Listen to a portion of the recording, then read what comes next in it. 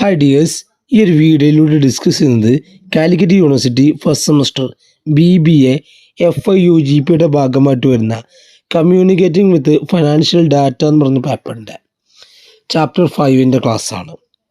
നമ്മൾ ഓൾറെഡി ഈ ഒരു ചാനലിലൂടെ ആദ്യത്തെ 4 ചാപ്റ്ററിൻ്റെ ക്ലാസ്സുകൾ അപ്ലോഡ് ചെയ്തിട്ടുണ്ട്. അപ്പോൾ എല്ലാ ക്ലാസ്സുകളും എല്ലാവരും വാച്ച് ചെയ്യാൻ വേണ്ടി ശ്രമിക്കാം. ദെൻ ചാപ്റ്റർ 5 വരുന്നത് ക്യാഷ് ഫ്ലോ സ്റ്റേറ്റ്മെൻ്റ് ആണ്. ക്യാഷ് ഫ്ലോ സ്റ്റേറ്റ്മെൻറ്റ് എന്ന് പറഞ്ഞാൽ is a statement showing cash inflow and cash outflow fund. Statement showing ക്യാഷിൻ്റെ ഇൻഫ്ലോയും ക്യാഷിൻ്റെ ഔട്ട്ഫ്ലോയും കാണിക്കുന്ന സ്റ്റേറ്റ്മെൻ്റ് ആണെന്ന് ക്യാഷ് ഫ്ലോ സ്റ്റേറ്റ്മെൻറ്റ്. ഒരു സ്ഥാപനത്തിലെ ക്യാഷ് ഇൻഫ്ലോ അതുപോലെ തന്നെ ക്യാഷ് ഔട്ട്ഫ്ലോയും കാണിക്കുന്ന ഒരു ഫൈനാൻഷ്യൽ സ്റ്റേറ്റ്മെൻ്റ് ആണെന്ത് cash flow statement. It involves 3 activities. ഇതിൽ 3 ആക്ടിവിറ്റീസ് ആണുള്ളത്. Namely operating activities, investing activities and financing activity. അപ്പോൾ ക്യാഷ് ഫ്ലോ സ്റ്റേറ്റ്മെൻറ്റിൽ 3 ആക്ടിവിറ്റീസ് ആണെന്ന് പറഞ്ഞു.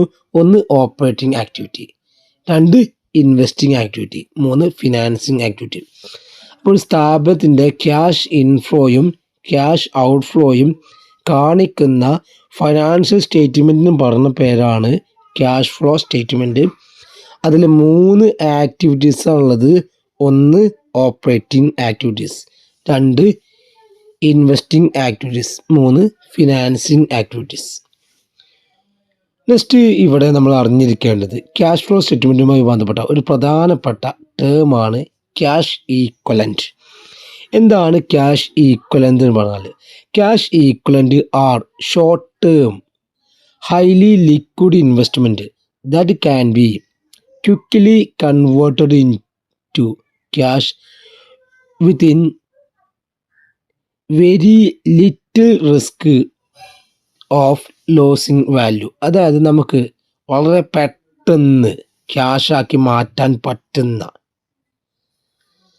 അത്തരം ക്യാഷിന് ഈക്വൽ ആയിട്ടുള്ള ഐറ്റംസിനെയാണ് എന്ത് പറയുന്നത് ക്യാഷ് ഈക്വലൻറ്റ് എന്ന് പറയുന്നത്. ക്യാഷ് ഈക്വലൻറ്റ് എന്താണ്? ഷോർട്ട് ടേം ആണ്, ഹൈലി ലിക്വിഡ് ആണ്, പെട്ടെന്ന് ചെയ്യാൻ പറ്റും, നമുക്ക് ക്യാഷായിട്ട് കൺവേർട്ട് ചെയ്യാൻ പറ്റും.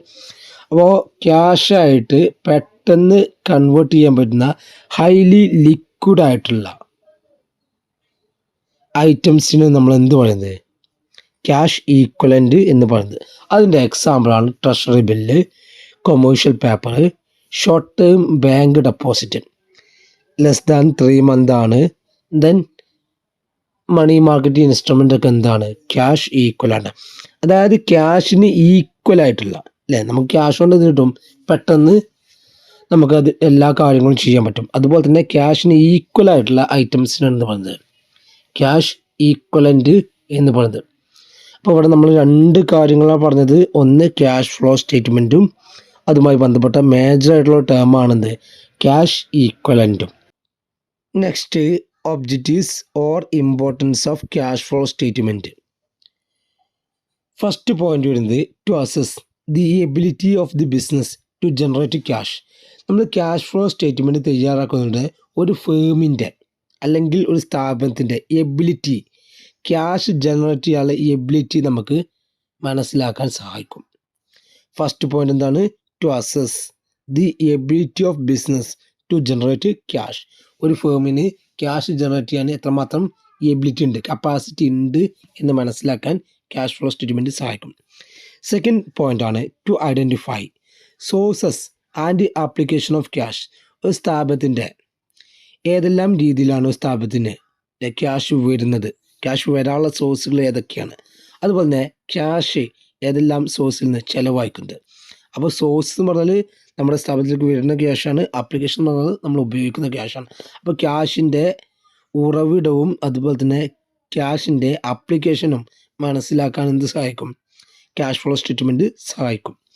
ദെൻ തേർഡ് പോയിന്റ് ആണ് to evaluate liquidity and solvency position. ഒരു സ്ഥാപനത്തിൻ്റെ ലിക്വിഡിറ്റി പൊസിഷൻ, അതായത് ഷോർട്ട് ടേം ഒബ്ലിഗേഷൻസ് മീറ്റ് ചെയ്യാനുള്ള ഒരു ഫേമിൻ്റെ കപ്പാസിറ്റിക്കാണ് നമ്മൾ ലിക്വിഡിറ്റി എന്ന് പറയുന്നത്.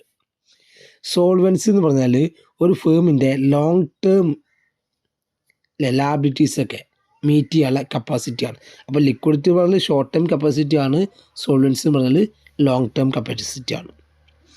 Then fourth point, to help in cash budgeting and forecasting. Cash budget അല്ലേ, ബജറ്റ് എന്ന് പറഞ്ഞാൽ എന്താണ്? Financial plan for a future എന്നാണ്. Budget is the financial plan for a future. അപ്പോൾ ക്യാഷ് ബജറ്റ് തയ്യാറാക്കാനും അതുപോലെ തന്നെ ഫോർകാസ്റ്റിംഗ് അല്ലേ, എസ്റ്റിമേറ്റിംഗ് ഓർ പ്രഡിക്റ്റിംഗ് ഫ്യൂച്ചർ, ഭാവിയിൽ എന്ത് സംഭവിക്കും എന്ന് പ്രഡിക്റ്റ് ചെയ്യാനും ഏത് സഹായിക്കും? ക്യാഷ് ഫ്ലോ സ്റ്റേറ്റ്മെൻറ്റ് സഹായിക്കും. Then to aid investors and creditors in decision making. ഇൻവെസ്റ്റേഴ്സിനും അതുപോലെ തന്നെ ക്രെഡിറ്റേഴ്സിനും ഡിസിഷൻസ് കറക്റ്റായിട്ടുള്ള തീരുമാനങ്ങൾ എടുക്കാൻ ക്യാഷ് ഫ്ലോ സ്റ്റേറ്റ്മെൻറ്റ് സഹായിക്കും. അപ്പോൾ ഇവിടെ നമ്മൾ ഒരു 5 ഒബ്ജക്റ്റീവ്സ് അല്ലെങ്കിൽ ഇമ്പോർട്ടൻസ് ആണ് പറഞ്ഞത്. അപ്പോൾ ക്യാഷ് ഫ്ലോ സ്റ്റേറ്റ്മെൻറ്റും അതുമായി ബന്ധപ്പെട്ട തിയറീസൊക്കെ എഴുതുമ്പോൾ ഈ ഒബ്ജക്റ്റീവ്സും ഇമ്പോർട്ടൻസും നിങ്ങൾക്ക് എഴുതാൻ പറ്റും. അപ്പോൾ വളരെ പ്രധാനപ്പെട്ട ഏരിയയാണ് എന്താണ് ക്യാഷ് ഫ്ലോ സ്റ്റേറ്റ്മെൻറ്റ്, എന്താണ് ക്യാഷ് ഈക്വലൻറ്റ്, അതുപോലെ തന്നെ ഒബ്ജക്റ്റീവ്സ്, അത്രയും ടോപ്പിക്കാണ് നമ്മൾ പറഞ്ഞത്. ഇനി ഇവിടെ വരുന്ന മേജറായിട്ടുള്ള ഒരു ഏരിയയാണ് classification of cash flow statement. നമ്മൾ ആൾറെഡി പറഞ്ഞതാണ് ക്യാഷ് ഫ്ലോ സ്റ്റേറ്റ്മെൻറ്റിൽ 3 ആക്ടിവിറ്റീസാണുള്ളത്. 1 ഓപ്പറേറ്റിംഗ് ആക്ടിവിറ്റി, 2 ഇൻവെസ്റ്റിംഗ്, 3 ഫിനാൻസിങ്. അതിൽ ഓപ്പറേറ്റിംഗ് ആക്ടിവിറ്റീസ് എന്ന് പറഞ്ഞാൽ ഒരു സ്ഥാപനത്തിൻ്റെ ഡെയിലി വർക്കാണെന്ത്, ഒരു ബിസിനസ്സിൻ്റെ ഡെയിലി വർക്ക്, അതായത് cash from daily business work. ഒരു സ്ഥാപനത്തിൽ ഡെയിലി ആയിട്ട് കിട്ടുന്ന ക്യാഷാണെന്ത്, ഓപ്പറേറ്റിംഗ് ആക്ടിവിറ്റി. അതിൽ മെയിനായിട്ട് വരുന്നത് buying, selling, paying bill etcetera. അപ്പോൾ സ്ഥാപനം എന്ത് ചെയ്യുന്നു? സാധനങ്ങൾ വാങ്ങുന്നു, അല്ലെങ്കിൽ സാധനങ്ങൾ വിൽക്കുന്നു, അല്ലെങ്കിൽ ബില്ലുകൾ പേ ചെയ്യുന്നു. അതൊക്കെയാണ് എന്ത് വരുന്നത്? ഓപ്പറേറ്റിംഗ് ആക്ടിവിറ്റീസിൽ വരുന്നത്. അതിൻ്റെ എക്സാമ്പിളാണ് ക്യാഷ് ഫ്രം സെയിൽസ്. അതൊരു ഓപ്പറേറ്റിംഗ് ആക്ടിവിറ്റീസാണ്. നമ്മൾ സെയിൽസിൽ നിന്ന് എന്ത് കിട്ടുന്നു? നമുക്ക് ക്യാഷ് കിട്ടുന്നു, സാധനങ്ങൾ വിൽക്കാനുള്ള അല്ലേ. ഒരു സ്ഥാപനത്തിൻ്റെ നോർമൽ ഓപ്പറേഷനാണെന്ത്? Cash from sales. അതുപോലെ തന്നെ ക്യാഷ് പെയ്ഡ് ടു സപ്ലൈസിന് കൊടുക്കുന്ന ക്യാഷ്, അതുപോലെ തന്നെ വർക്കേഴ്സിന്. ഓക്കെ അല്ല. അപ്പോൾ ഓപ്പറേറ്റിംഗ് ആക്ടിവിറ്റീസ് എന്ന് പറഞ്ഞാൽ ഡെയിലി ബിസിനസ്സിൽ നിന്ന് ഒരു സ്ഥാപനത്തിൽ നിന്ന് കിട്ടുന്ന ക്യാഷുകളാണ് എന്ത് വരിക? ഓപ്പറേറ്റിംഗ് ആക്ടിവിറ്റീസിൽ വരിക അല്ലെ. അത് ബയ്യിങ് ആവാം, സെല്ലിങ് ആവാം, പേയിങ് ബില്ല് ആവാം. ദെൻ അതിൻ്റെ എക്സാമ്പിളും കൂടി മനസ്സിലാക്കുക. സെക്കൻഡ് ആക്ടിവിറ്റിയാണ് investing activities. Cash from buying or selling big things, അതായത് ഒരു സ്ഥാപനം വലിയ കാര്യങ്ങൾ അല്ലേ, ബിൽഡിങ് പർച്ചേസ് ചെയ്യുക, ലാൻഡ് പർച്ചേസ് ചെയ്യുക, മെഷീനറി പർച്ചേസ് ചെയ്യുക. അതുപോലെ തന്നെ ഇത്തരം വസ്തുക്കളൊക്കെ ഈ ലാൻഡോ മെഷീനറിയോ ഫർണിച്ചറുകളോ ഇതൊക്കെ എന്ത് ചെയ്യുക? വിൽക്കുകയും ചെയ്യാം. അപ്പോൾ ഇൻവെസ്റ്റിംഗ് ആക്ടിവിറ്റീസ് എന്ന് പറഞ്ഞാൽ ഒന്നില്ലെങ്കിൽ ബയ്യിങ് അല്ലെങ്കിൽ സെല്ലിങ് അസറ്റുകളാണ് ഇൻവെസ്റ്റിംഗ് ആക്ടിവിറ്റീസ് എന്ന് പറഞ്ഞാൽ. അതിൻ്റെ എക്സാമ്പിളാണ് ബയ്യിങ് ഓഫ് ന്യൂ മെഷീൻസ് അല്ലെങ്കിൽ സെല്ലിങ് ഓഫ് ഓൾഡ് എക്യുപ്മെൻറ്റ്സ്. ഇതൊക്കെയാണ് എന്ത് വരുന്നത്? ഇൻവെസ്റ്റിംഗ് ആക്ടിവിറ്റീസ് വരിക. അപ്പോൾ ഇൻവെസ്റ്റിംഗ് ആക്ടിവിറ്റീസിൽ ഒന്നില്ലെങ്കിൽ സെല്ലിങ് ഓഫ് അസറ്റ് അല്ലെങ്കിൽ ബയ്യിങ് ഓഫ് അസറ്റ്. ഈ 2 കാര്യങ്ങളാണ് അവിടെ വരിക, ഇൻവെസ്റ്റിങ്ങിൽ വരിക. മൂന്നാമത്തത് financing activity. Cash from to owners and lenders of the business. ഒരു ബിസിനസ്സിൽ നിന്ന് അവരുടെ ഓണേഴ്സിൽ നിന്നോ ലെൻഡേഴ്സിൽ നിന്നോ ലഭിക്കുന്ന ക്യാഷ് അല്ലെങ്കിൽ അവർക്ക് നൽകുന്ന പേയ്മെൻറ്റ്, അതാണ് ഫിനാൻസിങ് ആക്ടിവിറ്റീസ് വരിക. ഇവിടെ അല്ലേ ഒന്നില്ലെങ്കിൽ ഷെയർ ഇഷ്യൂ ചെയ്തത് അല്ലെങ്കിൽ ഷെയർ റെഡീം ചെയ്തത്, അതൊക്കെയാണ് വരിക ഫിനാൻസിങ് ആക്ടിവിറ്റീസ് വരിക. ദെൻ ടേക്കിംഗ് ലോൺ എടുത്താൽ ഏതാണ്? ഫിനാൻസിങ് ആക്ടിവിറ്റിയാണ്. ഇഷ്യൂ ഓഫ് ഷെയർസ് ഫിനാൻസിങ് ആക്ടിവിറ്റിയാണ്. പേയിങ് ഡിവിഡൻഡ്, അതായത് ഒരു സ്ഥാപനത്തിൻ്റെ ഫിനാൻസുമായി ബന്ധപ്പെട്ട കാര്യങ്ങളാണ് ഇത് വരിക, ഫിനാൻസിങ് ആക്ടിവിറ്റീസ് വരിക. അപ്പോൾ 3 ആക്ടിവിറ്റീസാണ്. ഒന്ന് ഓപ്പറേറ്റിംഗ് ഡെയിലി ഓപ്പറേഷൻ, 2 ഇൻവെസ്റ്റിംഗ് അല്ലെ purchase or selling of fixed asset. Then financing activity അല്ലെ ഷെയർ ഡിബഞ്ചർ ഒന്നിൽ ഇഷ്യൂ ചെയ്യുക അല്ലെങ്കിൽ അതിൻ്റെ പേയ്മെൻറ്റ് ഷെയർ ഹോൾഡേഴ്സിന് കൊടുക്കുക. ഓക്കെ ആണല്ലോ. നെക്സ്റ്റ് ക്യാഷ് ഫ്ലോ സ്റ്റേറ്റ്മെൻറ്റുമായി ബന്ധപ്പെട്ട വളരെ പ്രധാനപ്പെട്ട ഒരു പ്രോബ്ലം ഏരിയയാണ് ഓപ്പറേറ്റിംഗ് ആക്ടിവിറ്റീസ് കാണാനുള്ള പ്രോബ്ലം. അപ്പോൾ ചോദ്യം നോക്കാം. Calculate cash from operating activities from the following under indirect method. ഇപ്പോൾ ചോദ്യത്തിൽ പറഞ്ഞത് ഓപ്പറേറ്റിംഗ് ആക്ടിവിറ്റീസ് ചെയ്യാനാണ് ഏത് മെത്തേഡ് പ്രകാരമാണ്? ഇൻഡയറക്റ്റ് മെത്തേഡ് പ്രകാരമാണ്. ക്യാഷ് ഫ്ലോ സ്റ്റേറ്റ്മെൻറ്റ് സോൾവ് ചെയ്യാൻ രണ്ട് മെത്തേഡാണുള്ളത്. ഒന്നാണ് ഡയറക്റ്റ് മെത്തേഡ്, മറ്റൊന്നാണ് ഇൻഡയറക്റ്റ് മെത്തേഡ്. നമ്മൾ എക്സാം പോയിന്റ് ഓഫ് വ്യൂവിൽ ഏറ്റവും കൂടുതൽ പ്രാധാന്യം കൊടുക്കാറുള്ളത് ഇൻഡയറക്റ്റ് മെത്തേഡാണ്. നമുക്ക് എങ്ങനെയാണ് ഈ ഒരു പ്രോബ്ലത്തിൽ ഓപ്പറേറ്റിംഗ് ആക്ടിവിറ്റീസ് കാണുന്ന നോക്കാം. ഇവിടെ നൽകിയിട്ടുള്ളത് 2 വർഷത്തിലെ കുറച്ച് ഇൻഫർമേഷനാണ്. അതായത് 2024 കുറച്ച് ഇൻഫർമേഷനും 2025 കുറച്ച് ഇൻഫർമേഷനുമാണ്. ഇത് വെച്ചിട്ട് ഓപ്പറേറ്റിംഗ് ആക്ടിവിറ്റീസ് കാണാനാണ് പറഞ്ഞിട്ടുള്ളത്. നമ്മൾ ഫോർമാറ്റൊന്നും ഓൾറെഡി പറഞ്ഞിട്ടില്ല. ഞാൻ ഈ പ്രോബ്ലത്തിലൂടെ കംപ്ലീറ്റ് ഇതിൻ്റെ ഫോർമാറ്റും പറയുന്നതാണ്. ആദ്യം നമ്മൾ എടുക്കേണ്ടത് പ്രോഫിറ്റാണ്. പ്രോഫിറ്റ് ഡ്യൂറിങ് ദി ഇയർ ആണ് അല്ലേ? നമ്മളിവിടെ എടുക്കേണ്ടത് 2024 2025 പ്രോഫിറ്റ് അല്ല, ഇതിൻ്റെ ഡിഫറൻസ് ആണ്. എന്ത് മാറ്റാണ് വന്നതെന്നാണ് നമ്മൾ എടുക്കേണ്ടത്.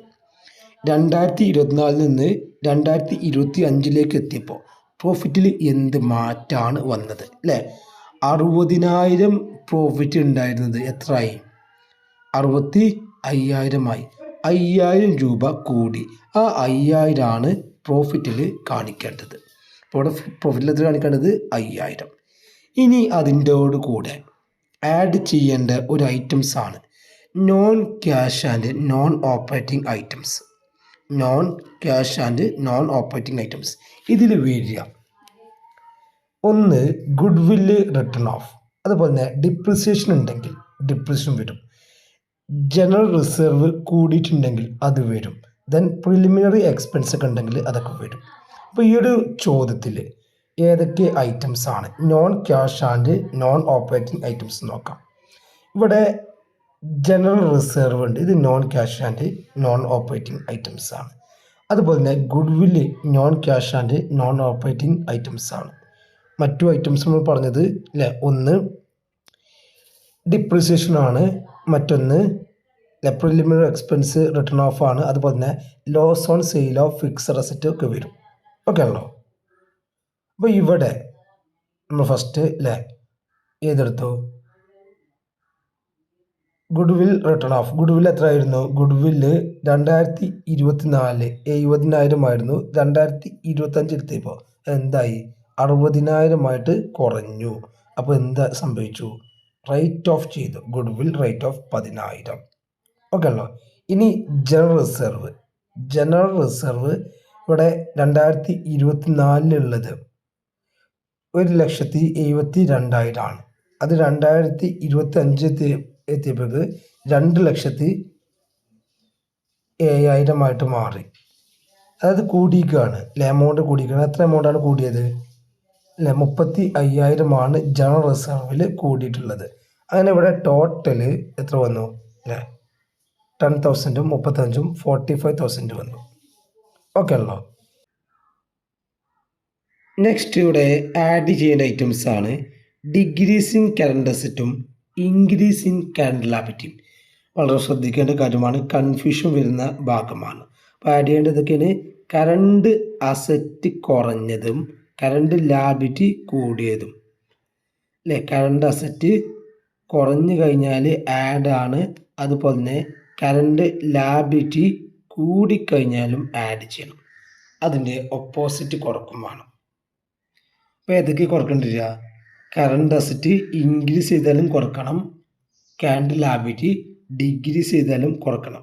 അപ്പോൾ ഈ ഒരു ഭാഗം കൃത്യമായിട്ട് മനസ്സിലാക്കുക, അല്ലെങ്കിൽ ഇത് എപ്പോഴും കൺഫ്യൂഷൻ ആയിരിക്കും. അപ്പോൾ നല്ലോണം ശ്രദ്ധിക്കേണ്ട കാര്യമാണ്. കറണ്ട് അസറ്റ് കുറഞ്ഞാലും ആഡ് ചെയ്യുക, കറണ്ട് ലാബിലിറ്റി കൂടിയാലും ആഡ് ചെയ്യുക. ദെൻ അതിൻ്റെ ഓപ്പോസിറ്റ് ലെസ് ചെയ്യുക. ഇനി വേണമെങ്കിൽ നമുക്ക് ഇങ്ങനെ മനസ്സിലാക്കാം, കറണ്ട് അസറ്റ് ഓപ്പോസിറ്റ് റിലേഷൻഷിപ്പാണ്. ഓപ്പോസിറ്റ് റിലേഷൻഷിപ്പ് എന്ന് പറഞ്ഞാൽ അല്ലേ, കുറഞ്ഞു കഴിഞ്ഞാലാണ് ആഡ്, കൂടിക്കഴിഞ്ഞാൽ എന്താണ്? ലെസ് ആണ്. ദെൻ കറണ്ട് ലാബിലിറ്റി ഡയറക്റ്റ് റിലേഷൻഷിപ്പാണ് അല്ലേ, കൂടിക്കഴിഞ്ഞാൽ ആഡും ആണ്, കുറഞ്ഞു കഴിഞ്ഞാൽ ലെസ്സും ആണ്. ഈ ഒരു കാര്യം മനസ്സിലാക്കി കഴിഞ്ഞാൽ കൃത്യമായിട്ട് ഈ ഒരു പ്രോബ്ലം നമുക്ക് വളരെ എളുപ്പത്തിൽ സോൾവ് ചെയ്യാൻ പറ്റും. ഓക്കെ ആണല്ലോ.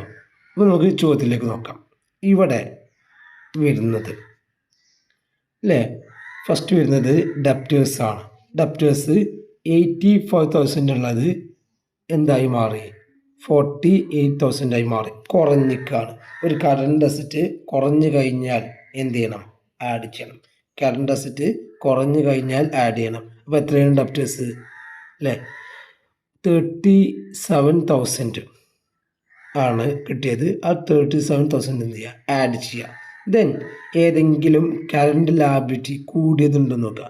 ഇവിടെ ആകെ ഒരൊറ്റ കറണ്ട് ലാബിലിറ്റി ഉള്ളൂ, അത് ഔട്ട്സ്റ്റാൻഡിങ് വേജ് ആണ്, അത് കുറഞ്ഞേക്കാണ്. അപ്പോൾ അത് ലെസ് ചെയ്യുന്ന ഐറ്റംസ് ആണ്, ആഡ് ചെയ്യേണ്ട ഐറ്റംസ് അല്ല. അപ്പോൾ ആഡ് ചെയ്ത് മാത്രമാണ്, ഡെപ്റ്റേഴ്സ് മാത്രമാണ് ആഡ് ചെയ്യേണ്ടത്. അപ്പോൾ കുറഞ്ഞ അസറ്റും കൂടിയ ലാബിലിറ്റി എന്ത് ചെയ്യണം, ആഡ് ചെയ്യണം. അപ്പോൾ ഇവിടെ 37,000 കിട്ടും, ടോട്ടൽ ചെയ്താൽ 87,000 കിട്ടും. ഇനി ലെസ് നോക്കാം. കറണ്ട് അസറ്റ് കൂടിയതും കറണ്ട് ലാബിലിറ്റി കുറഞ്ഞതും അല്ലേ. ബിൽ റിസീവബിൾ 40,000 ഉള്ളത് എത്രയായി, 81,000 ആയി, ഇൻക്രീസ് ചെയ്തിരിക്കുകയാണ്. അപ്പോൾ അത് ലെസ് ചെയ്യണം. പിന്നെ നെക്സ്റ്റ് വരുന്നതാണ് സാലറി പ്രിപ്പയർഡ് അസറ്റാണ്. 8,000 ഉള്ളത് 10,000 ആയി അല്ലേ, 2,000 രൂപ അവിടെ കൂടി, അതും ആഡ് ചെയ്യണം. ദെൻ കറണ്ട് ലാബിലിറ്റി കുറഞ്ഞത്, വേജ് ഔട്ട്സ്റ്റാൻഡിങ് 26,000 ഉള്ളത് 6,000 ആയി. ഇത്രയും ഐറ്റംസ് എന്ത് ചെയ്യുക, നമ്മൾ ആഡ് ചെയ്യാം. ഇവിടെ ശ്രദ്ധിക്കുക അല്ലേ, ഇവിടെ ഏതൊക്കെ വന്നത്, ബിൽ റിസീവബിൾ 41,000 കിട്ടി, സാലറീസ് പ്രീപെയ്ഡ് എത്ര കിട്ടി, 2,000 കിട്ടി. Then decreasing current liability wages നമുക്ക് 18,000 കിട്ടി. അങ്ങനെ ടോട്ടല് ഇവിടെ വരുന്നത് 61,000 ആണ്. ടോട്ടല് ഇവിടെ വരുന്നത് ലെസ് ചെയ്യാൻ 61,000 ആണ്. അങ്ങനെ നമുക്ക് ഓപ്പറേറ്റിംഗ് ആക്ടിവിറ്റി എന്ന് പറയുന്നത് 26,000 കിട്ടി. 87,000 നിന്ന് 61,000 കുറച്ച് കഴിഞ്ഞാൽ എന്ത് കിട്ടും, 26,000 കിട്ടും. അപ്പോൾ ഈ ഒരു ഭാഗം കൃത്യമായിട്ട് പഠിച്ചു വെക്കണം. ഓപ്പറേറ്റിംഗ് ആക്ടിവിറ്റീസ് കാണാൻ അതിൻ്റെ ഫോർമാറ്റ് നമ്മൾ പറഞ്ഞ് ഇങ്ങനെയാണ്. ആദ്യം നെറ്റ് പ്രോഫിറ്റ് എടുക്കുന്നു, അതായത് പ്രോഫിറ്റ് എടുക്കുന്നു, 2 വർഷത്തെയും ഡിഫറൻസ് നോക്കിയിട്ട് പ്രോഫിറ്റ് എടുക്കുന്നു. അതിൻ്റെ കൂടെ non cash and non operating items add ചെയ്യുന്നു. അതുമായി ബന്ധപ്പെട്ട ഇൻകംസ് ഉണ്ടെങ്കിൽ ലെസ്സും ചെയ്യണം. അതിൽ വരുന്ന ഐറ്റംസ് ആണ് നമ്മൾ പറഞ്ഞത്, ഗുഡ് വിൽ റിട്ടേൺ ഓഫ്, ഡിപ്രിസിയേഷന്, ജനറൽ റിസർവ്, അതുപോലെ തന്നെ preliminary expense written off, loss on sale of fixed asset.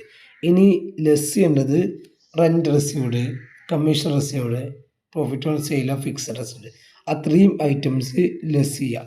അതിനുശേഷം ഡിക്രീസിങ് കറണ്ട് അസറ്റും ആഡ് ചെയ്യുക, ഇൻക്രീസിങ് കറണ്ട് ലാബിലിറ്റിയും എന്ത് ചെയ്യുക, ആഡ് ചെയ്യുക. അതിൻ്റെ ഓപ്പോസിറ്റ് ആയിട്ടുള്ള ഇൻക്രീസിങ് കറണ്ട് അസറ്റും ഡിക്രീസിങ് കറണ്ട് ലാബിലിറ്റിയും ലെസ് ചെയ്ത് കഴിഞ്ഞാൽ എന്ത് കിട്ടും, ഓപ്പറേറ്റിംഗ് ആക്ടിവിറ്റീസ് കിട്ടും. വളരെ എളുപ്പമുള്ള ഭാഗമാണ്, കൃത്യമായിട്ട് മനസ്സിലാക്കുക. Okay, thank you.